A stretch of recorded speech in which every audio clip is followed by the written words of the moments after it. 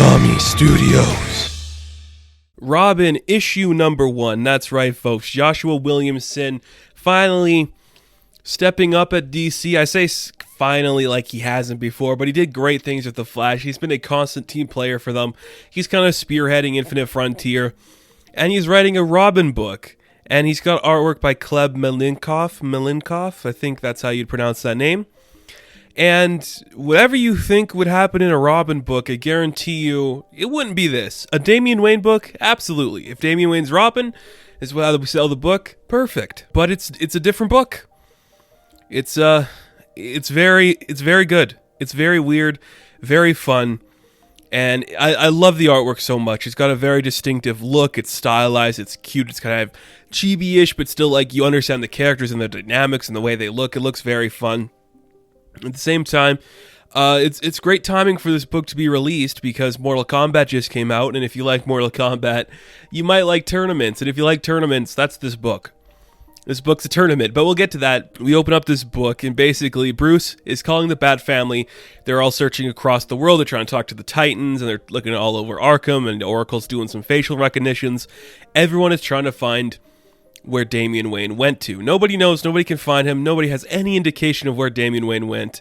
Bruce is kind of freaking out, like, this is my fault. You know, I led him to do this because of stuff with Alfred, and then Gotham, and the Joker, and Bane. I am the one who forced him to leave. He knows he can take care of himself, but he's like, he shouldn't have to. He's just a kid. I can take care of him. We'll figure out what's going on. And then we cut to a scene where Damian is just fighting this dude called the King Snake, who is Bane's father. And basically, it's just like a cage fight. Damian's kicking his ass a bit. He's just like avoiding all the shots. The dude's getting pissed off. But he easily takes down the King Snake. It's very cool stuff. Everyone's like, yeah, look at this kid go. He's kicking ass. He's taking names. He's winning fine. He's getting some money. And the shadowy figure in the crowd is watching him.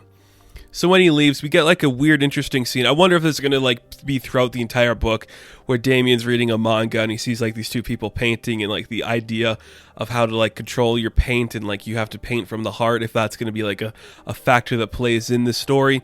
Interesting use that they say paint from the heart because of something that happens at the end of the book. So basically, Damian is hearing like his conscious manifesting as Alfred. He's like, I know you just beat up like the Snake King because that's Bane's dad, and that's why you did it. Like, you think it's gonna help you? You think traveling around the world and not talking to your father or anybody is gonna help you? Like, I had to let Bruce do this because he was in a bad place. But you, Damon, you're a smart kid. You know better than to be going around doing this stuff. So why are you doing it? Why do you have this constant need to go around doing this stuff? And what I like very much is that this is a very Damian Wayne focused book, and it feels like the Damian that a lot of people either hate or love. I, for one, am a big fan of Damian. I think he's a great foil to the Batman character because, in essence, Bruce Wayne's a very arrogant man, and you can see, like, if he was kind of grown up the way Damian did, that's probably how Bruce would turn out, so I like that a lot. Basically, we see that the hooded figure from earlier gives Damian this coin. He's like, okay, I guess this gets you access to the tournament, so enjoy. Basically, like, this is stupid, kid, but whatever, man. Knock yourself out. And so Damian gives the cash he won in the fight to a family that was looking for some money, and he heads off onto the boat. He's on a boat with a bunch of mysterious figures. Interesting. I thought this was kind of fun. So we see like these people talking about like how they got into like the fight, and we see they're talking about like people like Bronze Tiger and Richard Dragon and Shiva. All characters that appeared in the Batman Soul of the Dragon movie that haven't appeared in this book yet. So I'm like, okay, weird. All these fighters are just kind of like watching Damian, like, who is this kid? Why is he here? You know, they're just like, this is weird. Like, why is there a kid here? And we see that the ship lands on Lazarus Island, and it's pretty much just a big, it's your Mortal Kombat. It's your Mysterious Island stuff. It's Skull Island. We're going to an island. We're going to have a big tournament fight. We don't know why, but we're just having one. Ravenger's there. A kid named Respawn. Connor Hawk we see is there. Just a bunch of characters. Who are they? Who knows? And the one who's controlling this island is called Mother Soul. And she's like, I'm hosting this tournament, so y'all better get ready to have some fun. And it's pretty much just a really cool thing. And Damon's like, okay, I get it, lady. I get it. Like, it's fun. You get it. You're doing your little speech. We got it. Let's just fight now. And Robin's just like, dude, knock it off. Like, there's so much you don't understand here. And he calls out, Damian calls out, in classic Damian Wayne fashion, he calls out everybody on the island. He's like, yo, I'm Robin, son of the Bat. My mom is, an Al Ghul. I'll kick all your asses. So come on, are we going to do this all at once, or are we going to do it like one at a time?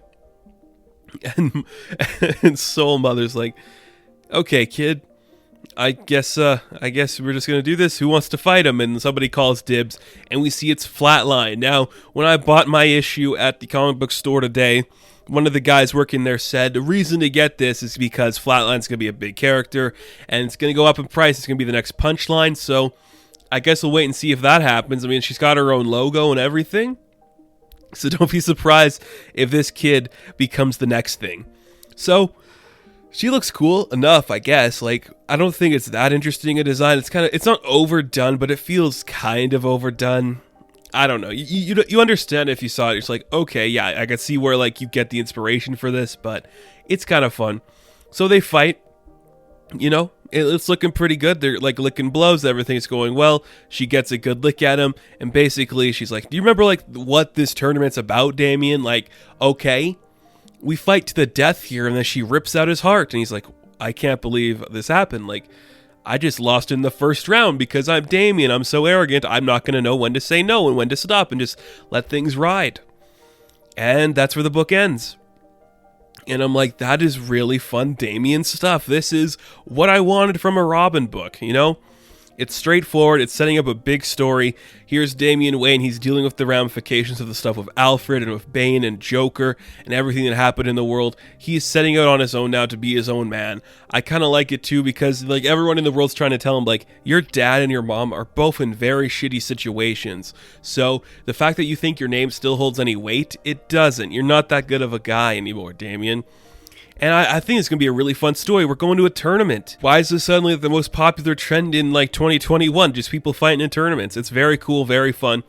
The new Damian costume as Robin looks really cool. Flatline, curious to see where the character goes. I think it's going to be a really fun read. I'm enjoying it a lot. And I'm very curious to see what's going to happen next in the next issue of Robin. So, do you guys think that Flatline's going to become a popular character? I actually don't know. I could see it going either way with that character. If I had to guess, I think it could be the next Punchline, but it's hard to say at this point. It's still very fun stuff. I really enjoyed this book. If you like tournaments, here's another one to get bored in. So, Robin, issue number 1, I am going to give a 9 out of 10. Now, thank you guys for watching this review. Be sure to like and subscribe to the channel. As always, you can check me out on Instagram, Patreon, Twitter, all that good stuff, and I will catch you in the next one. Have fun, stay safe, good luck.